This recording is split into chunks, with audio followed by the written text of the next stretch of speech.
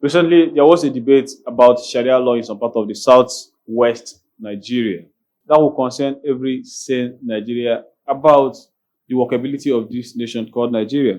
You begin to ask the question whether Nigeria can actually work, whether a multi-religious, multicultural society like ours can work. Nigeria is a very novel experiment. There is no country with a composition of Muslim and Christian population anywhere in the world. Now, working societies have some factors, that's some common factors that make them work or live homogeneously, or let me say live peacefully. Like factors like ethnicity, religion, shared history, and language are the factors that bind every working society. Now, when one or these two are present in every of the society, there tend to be peace because these things are very strong force that joins the people together, like ethnicity, religion, shared history, and language. And let me take the Southwest, for example.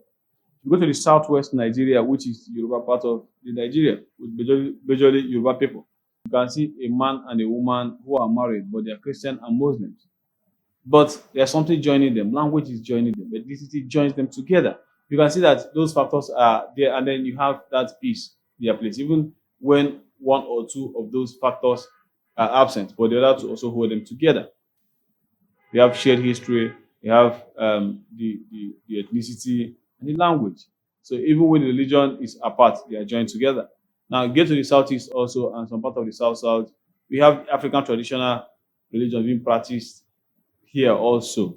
And then you can have a Christian father, maybe an African traditional worshiper father, or vice versa. Same thing like the son with the African traditional worshiper father, but they live peacefully because of what the ethnicity is there, the language is there, they have shared history.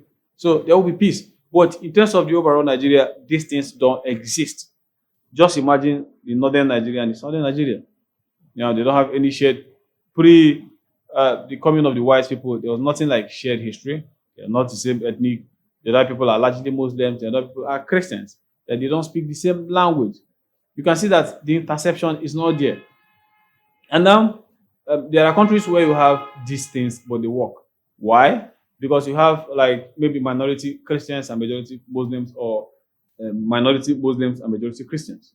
So in those sort of places, the other ones with the majority will have their way, while the minority will have their say. Now, in Nigeria, that's not the case. In some part of Nigeria, Sharia is practiced. Like if you watch what was going on that time in part of, I think, Osun State, that they are trying to implement Sharia. Those are the places where you have almost Christian and Muslim, the same population. Or even, as people are saying, online, you have more Christians in those places. Now, let's get down to Nigeria. According to 2006 Pew Research, Nigeria has Christians to be around 48 point something percent, and the Muslims to have around 51 point something percent also. You can see the difference between these two lies even between the margin of error, which is around 2 to 3%. So you can see that they have almost like 50% population. And there's no other country that's working that has this composition of diverse religion that is working. As currently we have in the world now, there's no other working country like that. So can Nigeria work? That's a question for the future, for us to find out. But currently, people don't talk about this thing much because sometimes I assume that, in my opinion, a multicultural and multi-religious functioning society is almost an illusion. How is it going to work? But who knows? It may work, it may not work. But there's no other working model. For instance, see where the problem comes from.